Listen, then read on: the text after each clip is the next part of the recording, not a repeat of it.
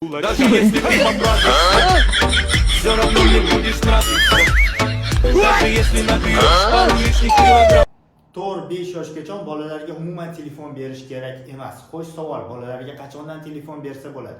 Agar farzandingiz bemalol yursa, siz bilan bemalol gaplasha olsa, rasm chizishni uddalay olsa, plastilin bersangiz plastilindan turli xil shakllarni yasay olsa va qog'oz va qaychi bersangiz esa qog'ozni qaychi yordamida kesa olsa, bu vaqtda farzandingizga telefon berishingiz mumkin. Ozgina vaqtga va shart bilan. Ya'ni farzandingizga shart qo'yasiz, menga 4 ta rasm chizib ber va chizgan rasmlaringni qaychi yordamida shakli bo'yicha kesib ber.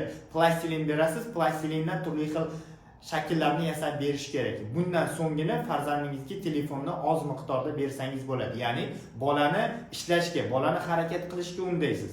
Bola telefonni olish uchun sizga turli xil vazifalarni bajarib beradi. Bolalar keyinchalik yaxshi rivojlanishi uchun aynan yosh paytida qo'llari bilan turli xil mayda motorik harakatlarni bajarish kerak. Bu bolalarning keyinchalik aqliy rivojlanishini yaxshi bo'lishiga olib keladi. Telefonning ham foydali tomonlari juda ko'p, lekin hozirgi ota-onalar bolani aqliy rivojlanishi uchun telefon berishmaydi.